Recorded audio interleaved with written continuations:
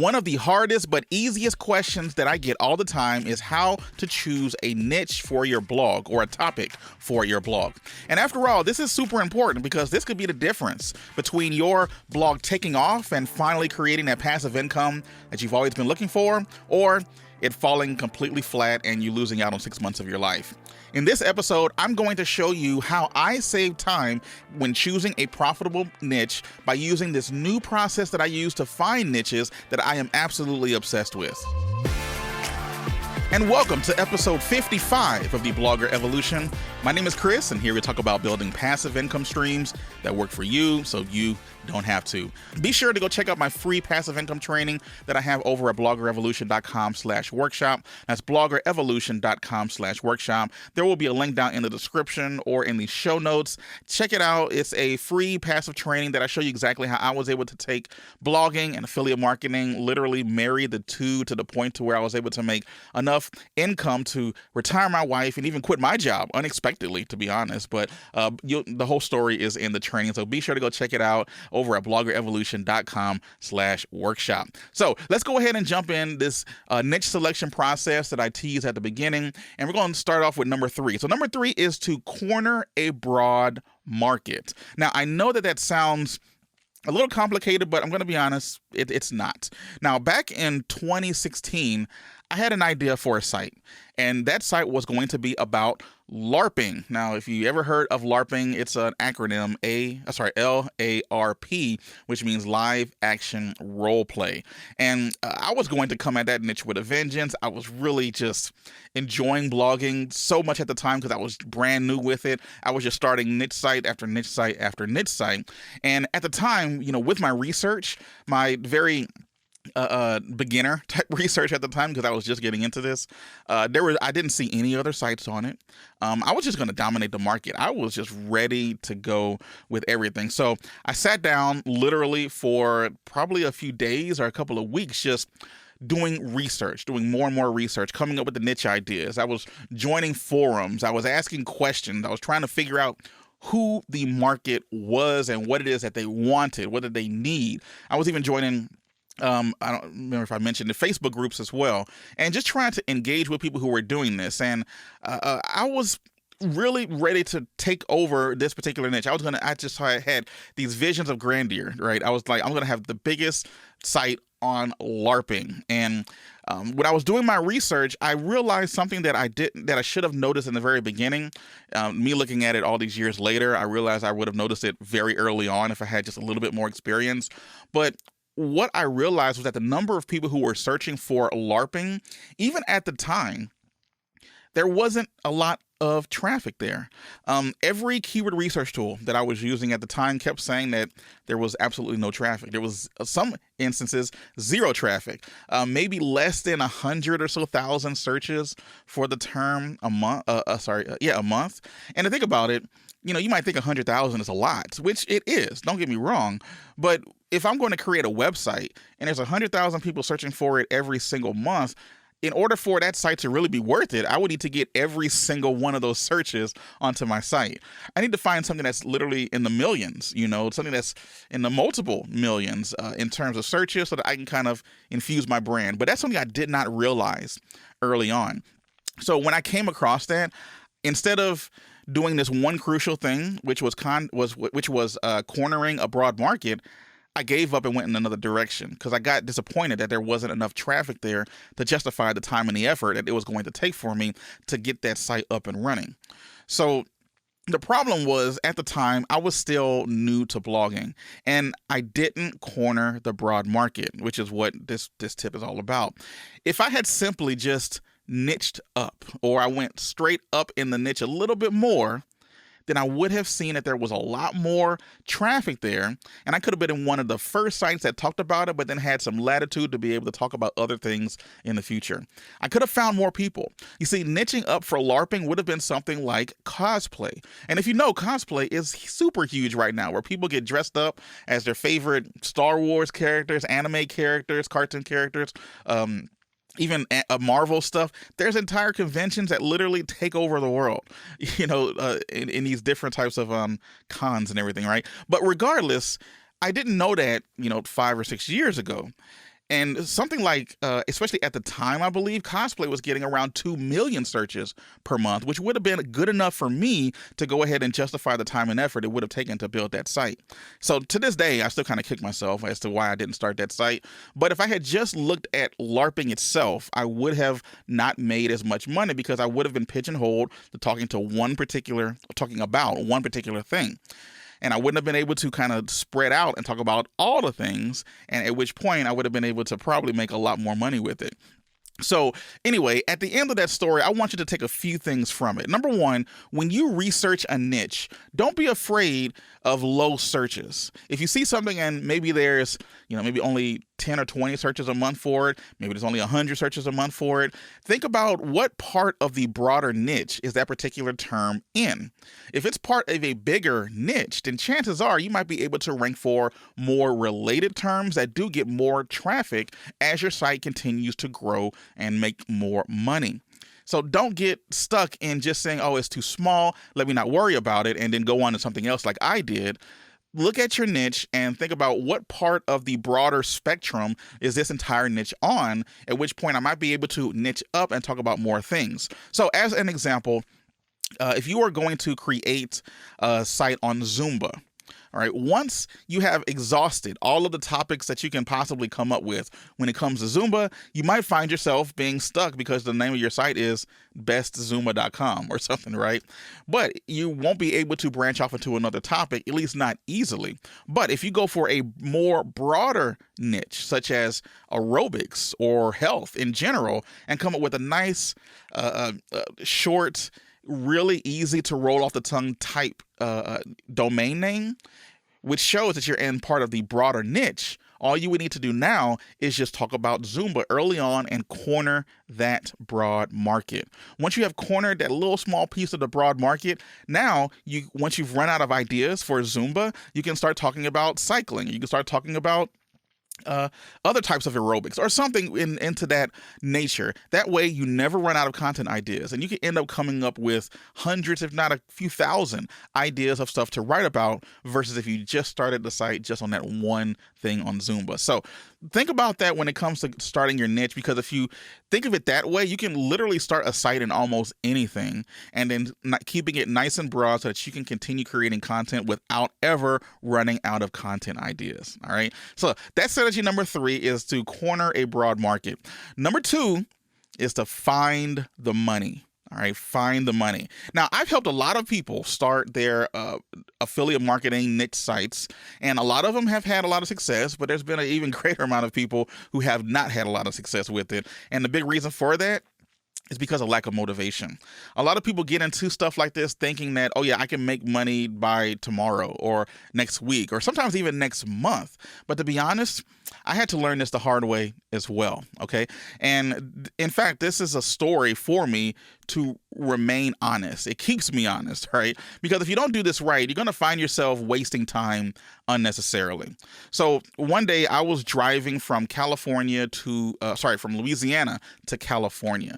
And if you've ever driven from the East Coast to the West Coast, that's one of the hardest treks to make, is getting through Texas. Okay, Texas is just an insanely huge state with the way that it's way that it's shaped up. But when you reach Houston or get close to Houston, there's a few signs that says El Paso 857 miles.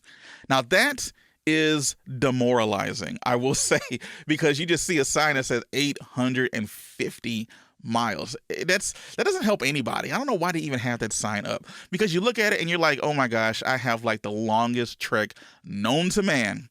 Because once you get through Texas, getting to California actually isn't that bad. New Mexico and Arizona, once you get through those, it's fine. It's just getting through Texas, which is really, really tough. So I had a specific way that I got through it.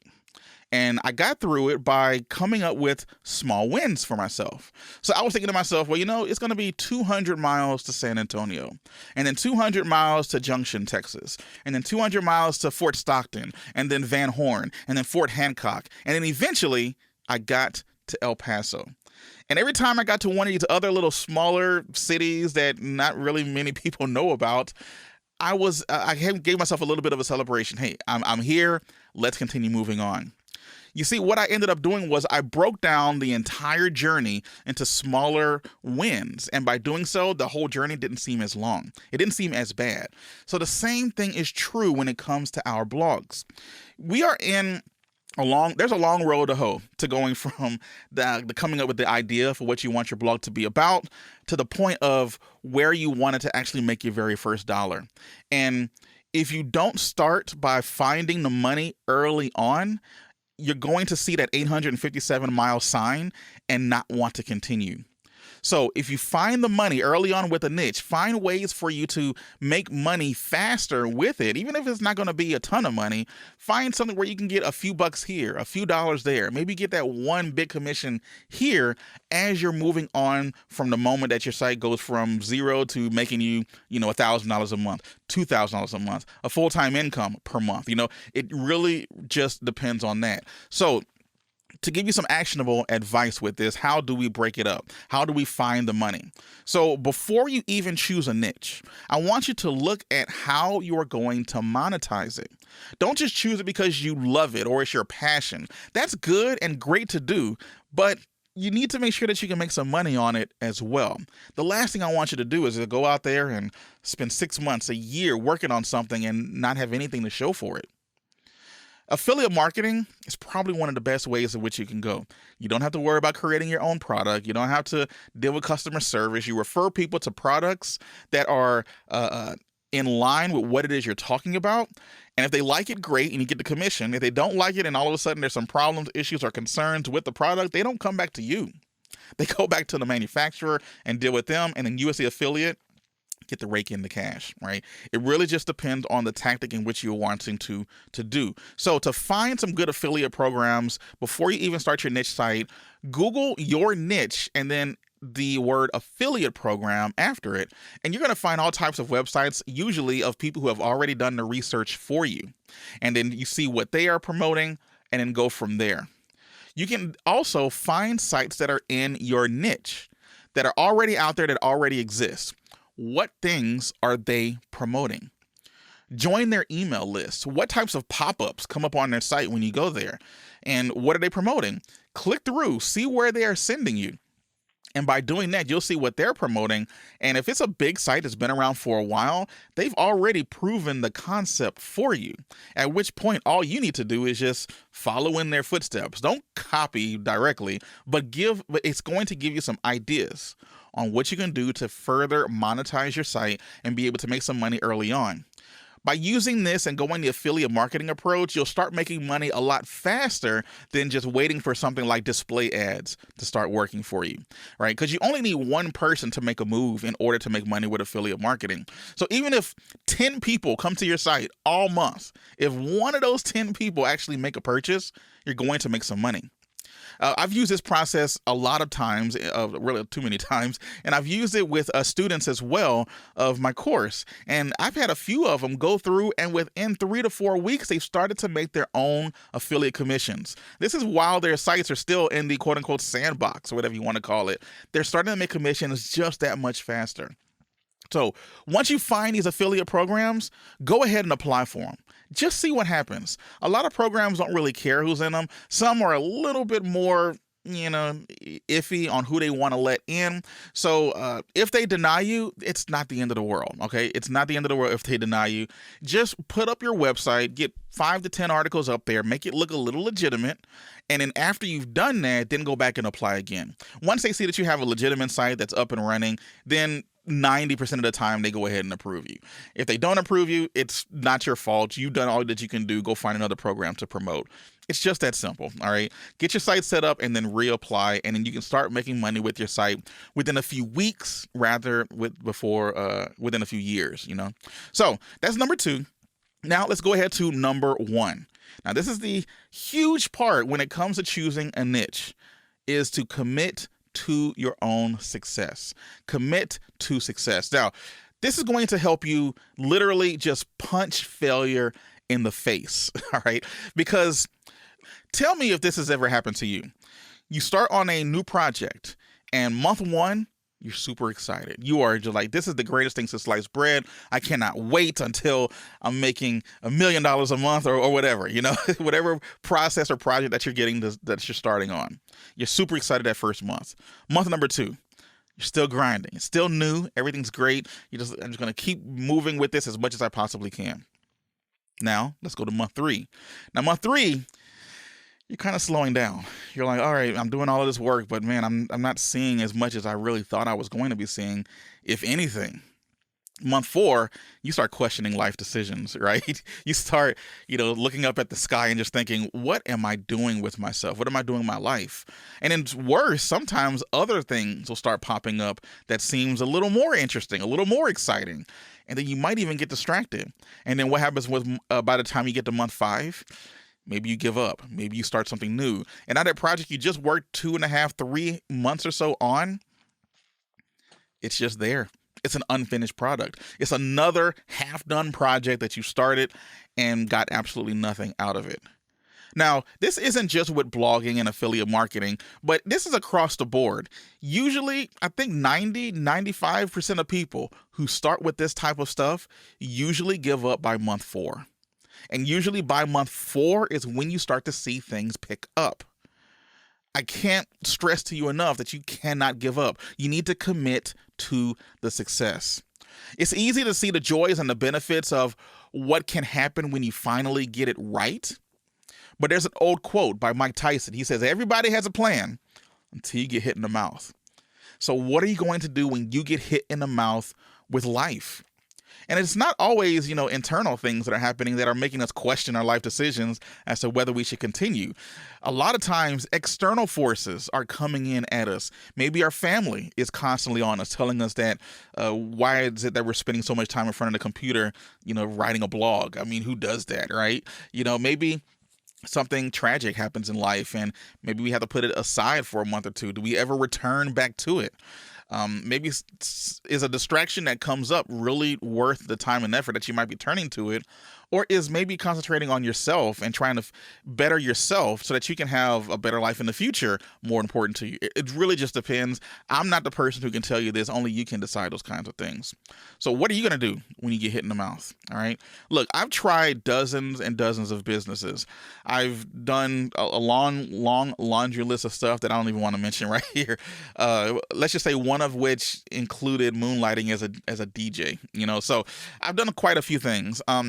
But I will say that the ones that I stuck with the longest, when I say longest, I mean at least 6 months or more, actually turned into some type of significant income. So there's a lot of the other things that I tried didn't really pan out after month 1, 2, or 3.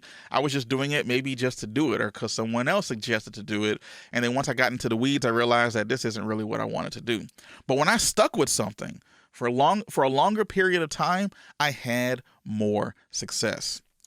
You see, committing to really anything, it's tough because it partly means that you're going to have to work without always knowing the intended result.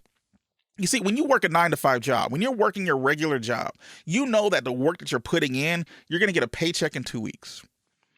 That's it. That's what you're working toward, getting that paycheck in 2 weeks. Regardless of how hard you work or how not hard that you work, you're still going to get that paycheck in 2 weeks. But when you're working on something that maybe you're doing it for the very first time and you don't know if this blog is going to pan out, you don't even know if you're doing it right. You're continuing to work on it and man, it gets tough because you realize, man, am I doing this right? How come nothing's happening? And you're just in month 2. You need to keep going with it. When you get to month 4 and things are still not working, now it's time to actually look at it and try to figure out, okay, what's going on. But if you're getting even small wins, you remember going from city to city, if you're getting even small wins, then that should be enough for you to continue moving forward because it gets easier. Because nowadays, when I start a brand new niche site, it seems like it's a shorter amount of time for it to become successful. But that's only because I'm not concentrating on it every single day. I'm not looking at the clock for 60 seconds and just sitting there thinking, man, this is the longest 60 seconds of my life. No, 60 seconds is always 60 seconds. But if you're looking at the clock, waiting for it to happen, then yeah, it's going to seem like an eternity and you're going to start questioning life decisions. So to be a little practical with this, I want you to be realistic and commit yourself to blogging and affiliate marketing for at least 6 to 12 months. Then and only then should you consider either continuing or stopping. Okay, 6 to 12 months. That's all you have to do. Now, I know a lot of people are like, man, 6 to 12 months, that's a long time. And I guess you can consider it to be a long time. But let me ask you, what was your plan previously? What were you going to do before? Maybe work a job for 30, 40 years and hope to retire with enough money and health to be able to enjoy it? Was that your original plan? Well, what I'm offering you takes 12 months, maybe 2 years max. And you're thinking to yourself, 2 years isn't bad. If this whole process took 15 years, you'd still be doing better than 30. Okay? So whatever it is that you're wanting to do, whenever you choose a niche and roll with it. Stick with it for 6 to 12 months, because worst case scenario, you're going to have a great story and experience to be able to move on to the next site.